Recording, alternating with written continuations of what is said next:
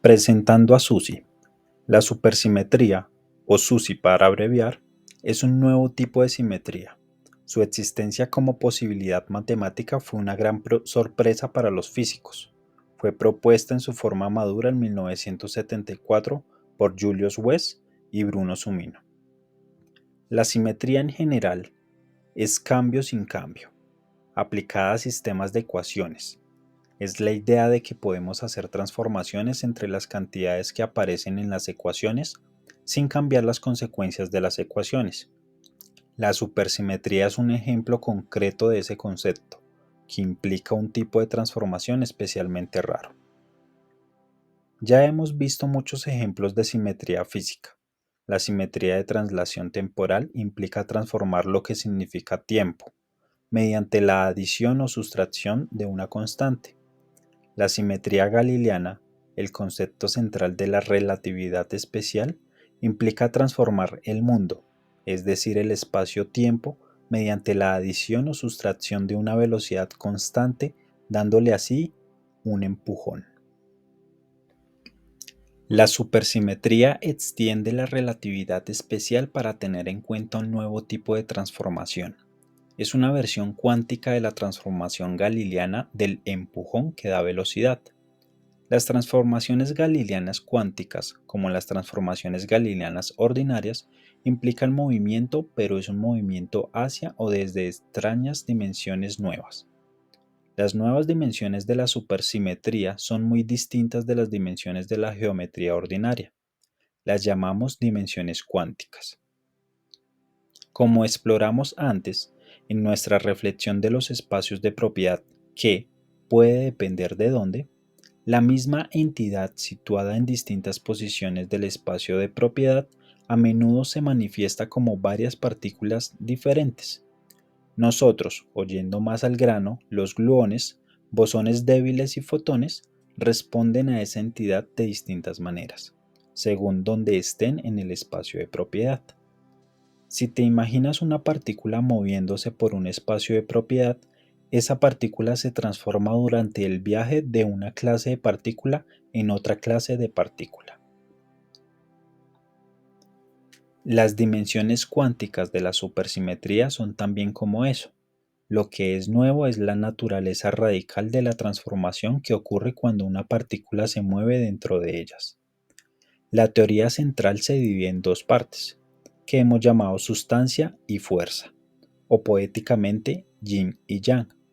El sector sustancia, compuesto de quarks y leptones, contiene unas partículas que tienen cierta persistencia y textura, unas propiedades que asociamos a la materia terrosa y a la sustancialidad. El concepto técnico preciso que captura lo que todas esas partículas tienen en común es que son fermiones, llamados así en honor a Enrico Fermi. Los fermiones vienen y se van en pares. Como resultado, si tienes uno, no puedes deshacerte de él por completo.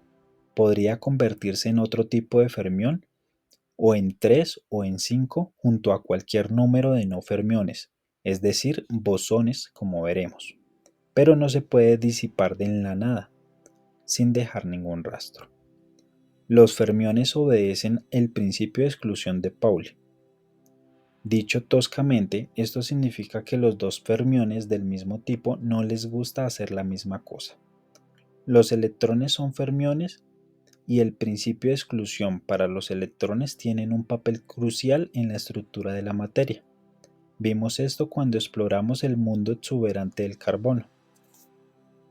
El sector fuerza, compuesto de gluones de color, el fotón, los bosones débiles y también la partícula de Higgs y el gravitón, contienen partículas que tienden a ir y venir con facilidad, o, en la jerga, a ser emitidas y absorbidas, y eso ocurre a menudo en haces. El concepto técnico preciso que captura lo que todas esas partículas tienen en común es que son bosones, llamados así en honor a Satyendra Bose. Los bosones se pueden crear o destruir de forma individual. Los bosones obedecen al principio de inclusión de Bose. Hablando toscamente, esto significa que dos bosones del mismo tipo están muy contentos de hacer la misma cosa. Los fotones son bosones y el principio de inclusión para los fotones es que los posibilita el láser. Cuando se les ofrece la oportunidad, una colección de fotones intentarán hacer todos lo mismo, generando un rayo estrecho de luz espectralmente pura. El contraste entre partículas de sustancia y de fuerza, fermiones y bosones, es muy severo. Supuso una gran imaginación y mucha audacia concebir que podría superarse, y aún así las dimensiones cuánticas consiguieron eso exactamente. Cuando una partícula de sustancia se mete en una dimensión cuántica, se convierte en una partícula de fuerza. Cuando una partícula de fuerza se mete en una dimensión cuántica, se convierte en una partícula de sustancia. Es una especie de magia matemática a la que no voy a poder hacer justicia aquí, pero describiré brevemente la rareza central, que es bastante divertida. Proyectamos las dimensiones ordinarias sobre números ordinarios, los llamados números reales. Tomamos un punto de referencia, que suele llamarse origen, y marcamos cada punto con un número real que describe cuánto tienes que moverte para llegar allí desde el origen. Los números reales, en una palabra, son adecuados para medir distancias y para marcar magnitudes continuas. Satisfacen la regla de multiplicación. X por Y es igual a Y por X. Las dimensiones cuánticas utilizan un tipo diferente de números, llamados números de Grassmann. Estos satisfacen una ley de multiplicación distinta. X por Y es igual a menos Y por X. Ese pequeño signo menos supone una enorme diferencia. En particular, si hacemos x igual a y, obtenemos x al cuadrado igual a menos x al cuadrado, y por tanto concluimos que x al cuadrado es igual a 0. Esa extraña regla codifica en la interpretación física de las dimensiones cuánticas. El principio de exclusión de Pauli: no puedes poner dos cosas en el mismo lugar cuántico. Tras esta preparación, estamos listos para conocer a Suzy. La supersimetría es la propuesta de que nuestro mundo tiene dimensiones cuánticas y de que existen transformaciones que intercambian las dimensiones ordinarias con las cuánticas, cambio, sin cambiar las leyes de la física, sin cambio. De ser correcta, la supersimetría será una nueva encarnación profunda de la belleza en el mundo. Puesto que las transformaciones de la supersimetría convierten las partículas de sustancia en partículas de fuerza y viceversa, la supersimetría puede explicar, basándose en la simetría, por qué ninguna de esas cosas puede existir sin la otra. Ambas son la misma cosa vista desde diferentes perspectivas. La supersimetría reconcilia los opuestos aparentes en el espíritu del yin-yang. Del no es erróneo al tal vez correcto. Savas Dimopoulos siempre está entusiasmado por algo. En la primavera de 1981, ese algo era la supersimetría. Savas estaba visitando el nuevo Instituto Kavli de Física Teórica en Santa Bárbara, al que yo me había unido hacía poco. Hicimos buenas migas de inmediato. Savas entraba en ebullición con nuevas ideas y a mí me gustaba partirme la cabeza intentando tomarle en serio. La supersimetría era y es una hermosa teoría matemática. El problema para aplicar la supersimetría es que es demasiado buena para este mundo. Predice nuevas partículas, montones de ellas. No hemos visto hasta ahora las partículas que predice. No vemos, por ejemplo, partículas con la misma carga y masa que los electrones, pero que sean bosones en vez de fermiones. Pero la supersimetría demanda que esas partículas existan. Cuando un electrón se mete en una dimensión cuántica, se convierte justo en esa partícula. Basándonos en la experiencia con otras formas de simetría, tenemos una posición de último recurso llamada ruptura espontánea de la simetría. El último recurso es suponer que las ecuaciones para el objeto de nuestro interés, que en la física fundamental es el mundo en su conjunto, tienen la simetría, pero que sus soluciones estables no la tienen. Un imán ordinario es el ejemplo clásico de ese fenómeno. En las ecuaciones básicas que describen un trozo de calamita, piedra magnética, cualquier dirección es equivalente a cualquier otra. Pero la piedra forma un imán y en un imán ya no es cierto que todas las direcciones sean equivalentes. Cada imán tiene una polaridad y se puede usar para hacer la aguja de una brújula. ¿Cómo puede ser esa direccionalidad coherente con las ecuaciones no direccionales? El punto es que hay fuerzas que tienden a alinear entre sí los espines de los electrones del imán. En respuesta a esas fuerzas, todos los electrones tienen que elegir una dirección común en la que apuntar. Las fuerzas y en las ecuaciones que las describen quedarán igual de satisfechas con cualquier dirección elegida, pero hay que hacer una elección. Así que las soluciones estables de las ecuaciones tienen menos simetría que las ecuaciones mismas. La ruptura espontánea de simetría es una estrategia para obtener lo mejor de dos mundos. Si tenemos éxito, podemos aplicar unas ecuaciones bellas, supersimétricas, para describir una realidad menos bella, asimétrica, o deberíamos decir supersimétrica. En concreto, cuando un electrón se mete en una dimensión cuántica, su masa cambiará. Si la nueva partícula en que se convierte, el llamado selectrón, es lo bastante pesado, no supone una sorpresa que no lo hayamos observado. Será una partícula inestable que solo puede existir brevemente, tras generarse en un acelerador de muy alta energía.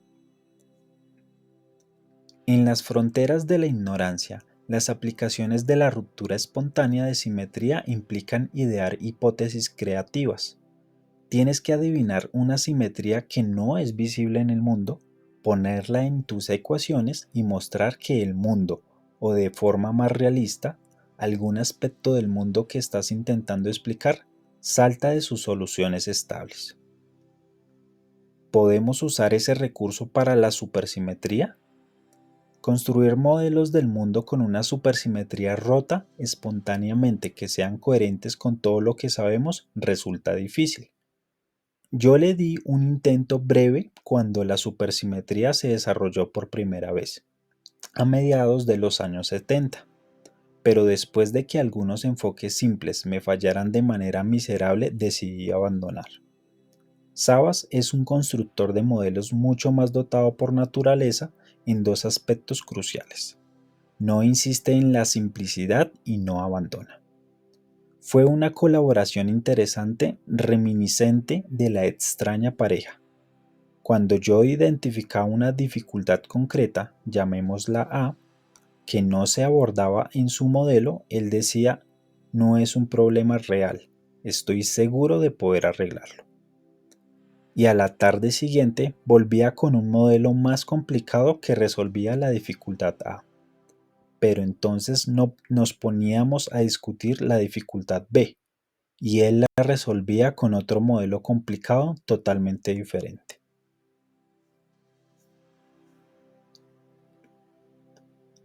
Para resolver tanto A como B, tenías que juntar los dos modelos y entonces surgían nuevos problemas. Enjabonar, aclarar, repetir. A no mucho tardar, las cosas se volvieron increíblemente complicadas. Al final conseguimos parchearlo todo, utilizando el método del agotamiento. Cualquiera, incluidos nosotros dos, que revisara el modelo en busca de errores se quedaba agotado tratando de seguir las complicaciones antes de ser capaz de señalar una dificultad. Cuando intenté escribir ese trabajo para publicarlo, me hallé inhibido por cierto sentimiento de bochorno sobre la complejidad y arbitrariedad de lo que se nos había ocurrido. Savas, como he dicho, Disfrutaba con la complejidad. Para entonces ya estaba hablando con otro colega, Stuart Raby, acerca de la posibilidad de añadir la supersimetría a los modelos de unificación de fuerzas que ya eran complicados de entrada por otras razones. Yo no estaba muy entusiasmado con ese apilamiento de conjeturas. Para ser sincero, lo que yo quería mostrar era que eso no funcionaría, de modo que pudiera lavarme las manos de ese follón con la conciencia limpia. Mi plan era encontrar alguna consecuencia general definida que no dependiera de los detalles del parchado. Se mostraría erróneo y por tanto se acabó buena eliminación de la mala basura. Para orientarme y hacer un cálculo definido, propuse que empezáramos por hacer la cosa más tosca, que era ignorar el tema entero de la ruptura espontánea de simetría, que era la fuente de casi todas las complicaciones y de toda la incertidumbre. Eso nos permitió centrarnos en modelos bonitos, simples y simétricos, al precio de abandonar el realismo. Podíamos calcular si las fuerzas se juntaban en esos modelos. Estábamos siguiendo sin haberlo pensado los pasos de Pitágoras y Platón y por supuesto haciendo caso del consejo del padre Maley. El resultado fue una gran sorpresa, al menos para mí. En esos primeros tiempos, las mediciones relevantes eran todavía muy groseras y por lo tanto las líneas de la figura 40 eran más gruesas, lo que indicaba una mayor incertidumbre.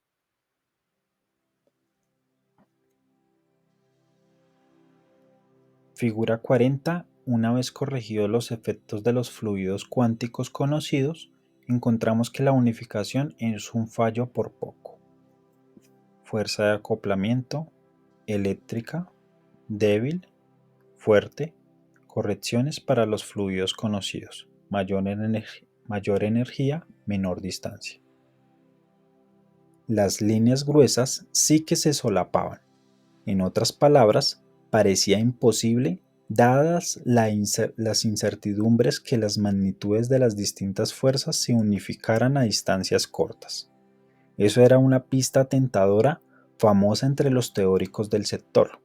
Lo que salió de nuestros cálculos, y me pareció asombroso, era que los modelos supersimétricos, aunque contenían muchos más fluidos fluctuantes, también funcionaban. Las respuestas diferían según tuvieras o no en cuenta la supersimetría, pero ambas eran coherentes con la información experimental existente. Eso marcó un punto de inflexión. Dejamos a un lado los modelos complicados del tipo "no es erróneo", que intentaban encajar la realidad en detalle. En vez de eso, Savas, Stuart y yo escribimos un artículo corto que a primera vista era claramente poco realista, es decir, erróneo. Con la supersimetría intacta, lo que estábamos proponiendo era demasiado bueno para este mundo.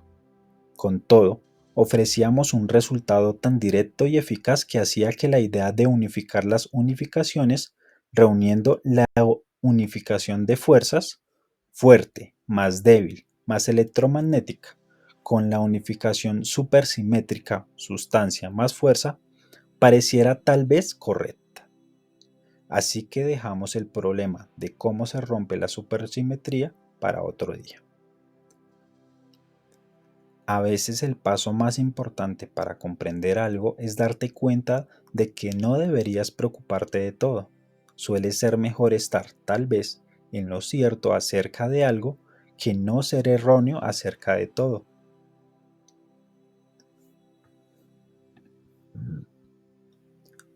La joya de la corona. La figura 41 representa en un gráfico lo que reveló nuestro cálculo.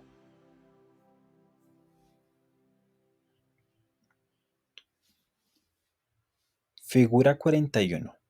Tras añadir los efectos de los nuevos fluidos cuánticos que requiere la supersimetría, ocurre una unificación precisa. Fuerza de acoplamiento 1 sobre G1 al cuadrado, eléctrica 1 sobre G2 al cuadrado, débil, 1/g3², fuerte. La gravedad encaja también. Mayor energía, menor distancia.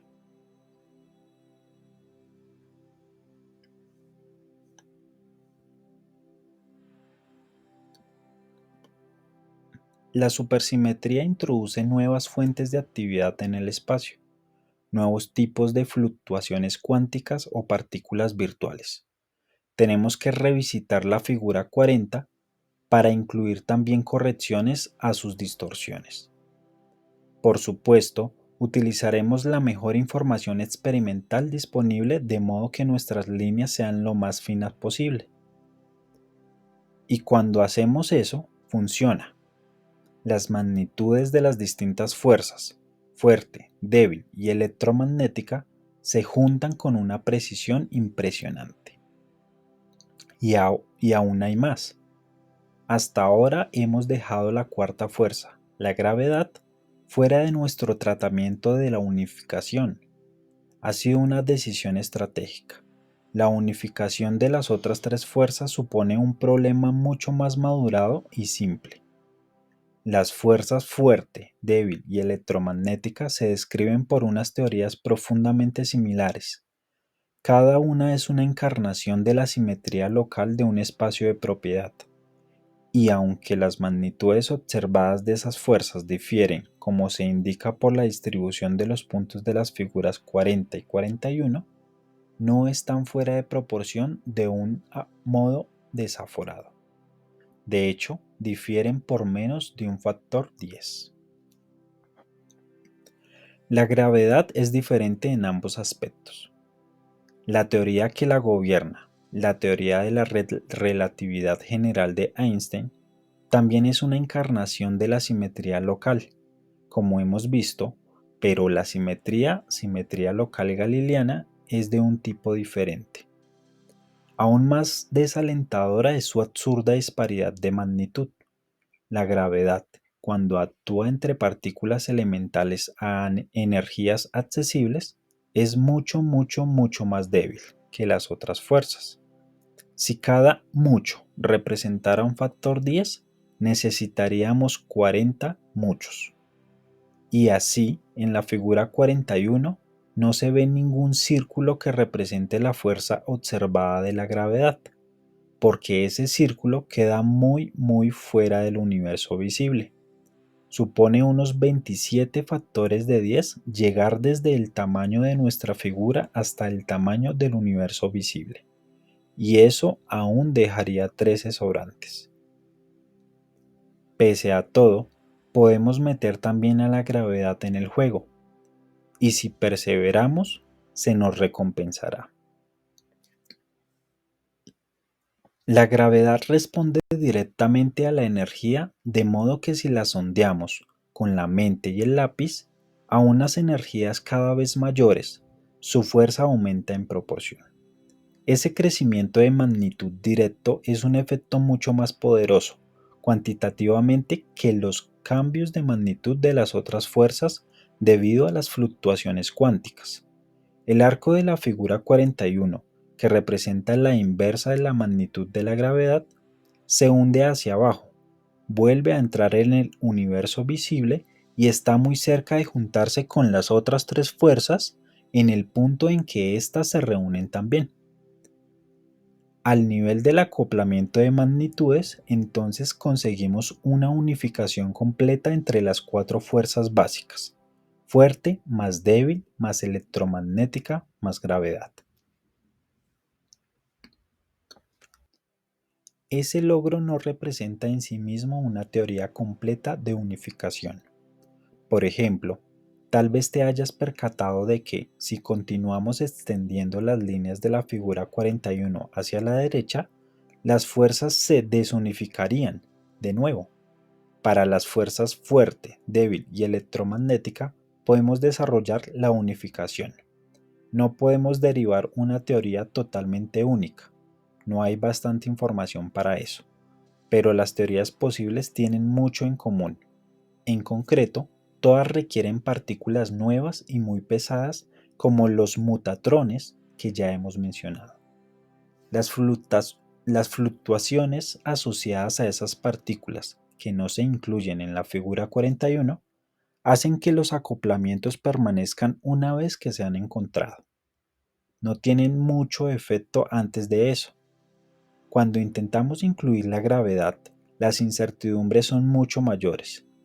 Uno de los grandes objetivos de la teoría de cuerdas es explicar cómo la gravedad se unifica con las otras fuerzas, pero ese objetivo se ha mostrado elusivo hasta la fecha. Pese a sus limitaciones, esta unificación de fuerzas es un gran resultado. Emerge de la búsqueda de una respuesta a nuestra pregunta bella, y la corona. Confirma con impresionante precisión y exactitud que la belleza, en su forma específica de simetría profunda, está encarnada en el mundo, ¿o no? Para satisfacer nuestra visión, hemos tenido que apelar a la supersimetría.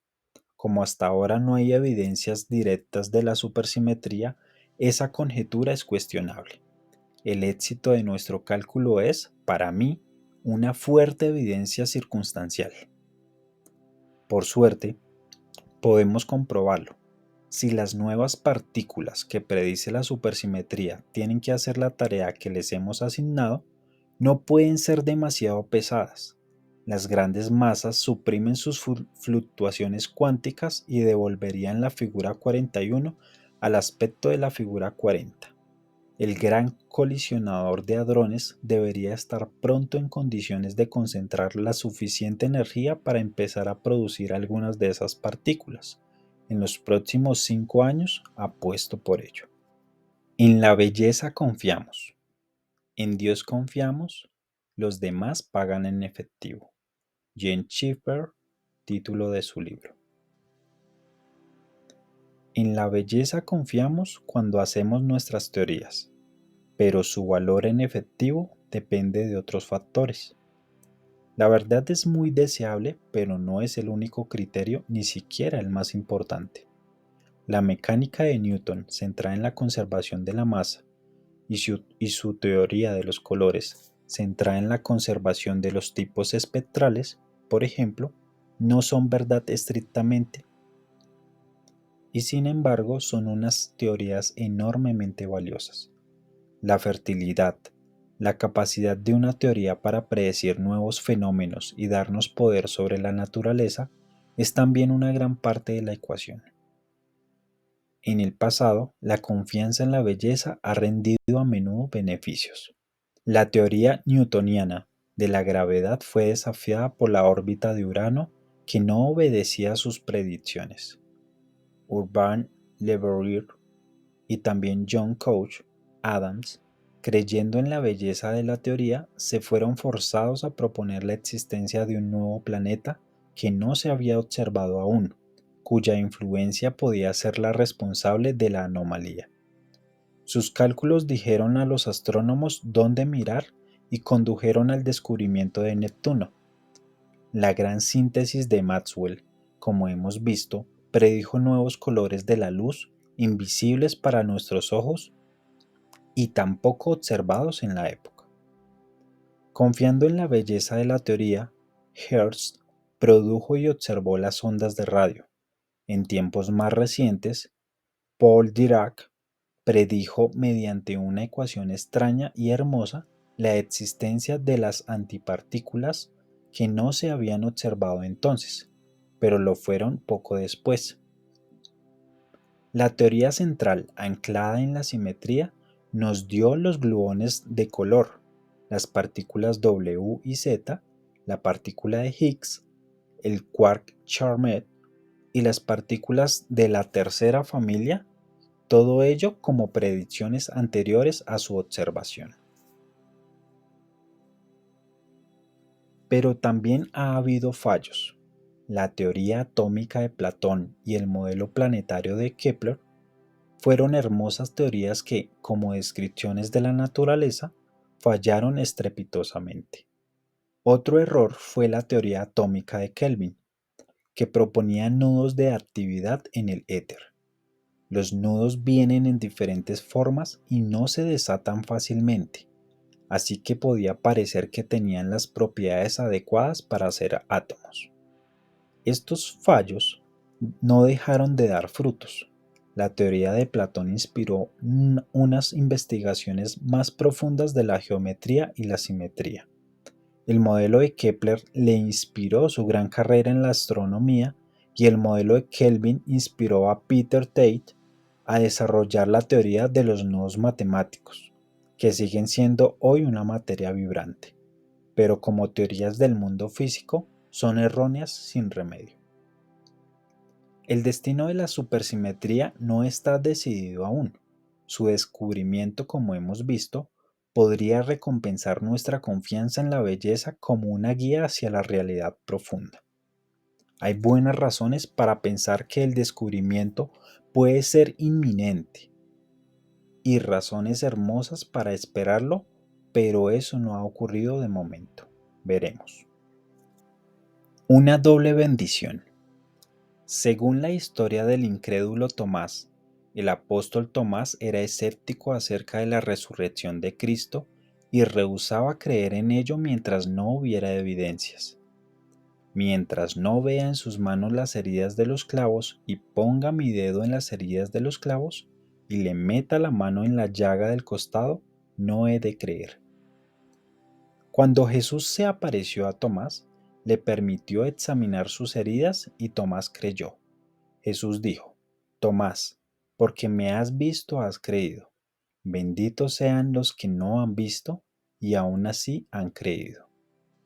Esta historia ha inspirado muchas obras de arte, incluida La incredulidad de Santo Tomás de Caravaggio, Lámina Yeye, que me parece evocadora. Lámina Yeye, La incredulidad de Santo Tomás de Caravaggio. Tomás es un indagador embelesado y se le anima al examen.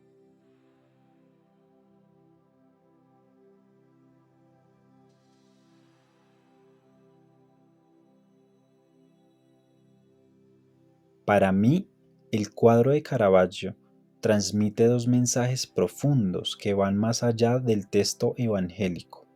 Se puede ver, en primer lugar, que Jesús no se resiste al examen inquisitivo de Tomás, sino más bien lo acepta gustoso.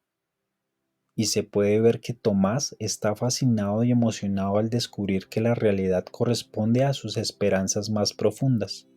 El incrédulo Tomás es un héroe y un hombre feliz.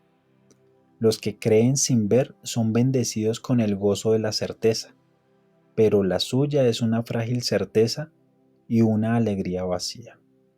Aquellos cuya fe no es pasiva, sino que se compromete con la realidad, recibirán una segunda bendición más gratificante por la armonía entre creencia y experiencia. Benditos sean los que creen lo que ven.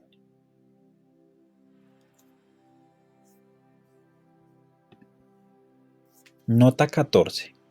La unificación de las fuerzas y la unificación de fuerza y sustancia son unos programas teóricos que ya están muy avanzados. Como hemos visto, han alcanzado un poder explicativo significativo y proponen unos efectos esencialmente nuevos que son accesibles mediante experimentos concretos y factibles. Unas propuestas que se está sometiendo a prueba ahora mismo. Hay otras dos unificaciones en la física fundamental que yo creo que serían sumamente deseables, pero donde las ideas existentes están menos maduras. Una es la unificación de nuestra descripción de la materia y de la información. La primera se basa, a muy grandes e imprecisos rasgos, en las ecuaciones que describen los flujos de energía y carga. Esas ecuaciones se obtienen formalmente manipulando una cantidad llamada acción. La acción tiene algunas conexiones interesantes con la entropía y la entropía tiene unas conexiones estrechas con la información, de modo que la posibilidad de una teoría unificada es tentadora. Una teoría así podría muy bien aportar un entendimiento más conceptual del teorema de Noether y reforzar sus fundamentos. La otra es la unificación de la dinámica con las condiciones iniciales, mencionadas varias veces en nuestra exposición principal. En las fronteras de la física, pero importante en cualquier discusión sobre la unificación final, está lo que Francis Crick llamó la hipótesis asombrosa, que la conciencia conocida también como mente es una propiedad emergente de la materia. A medida que progresa la neurociencia molecular, sin encontrar líneas divisorias y que los ordenadores reproducen cada vez más comportamientos que llamamos inteligencia en los humanos, esa hipótesis parece inevitable, pero la clave concreta de su funcionamiento sigue resultando oscura, por decirlo menos.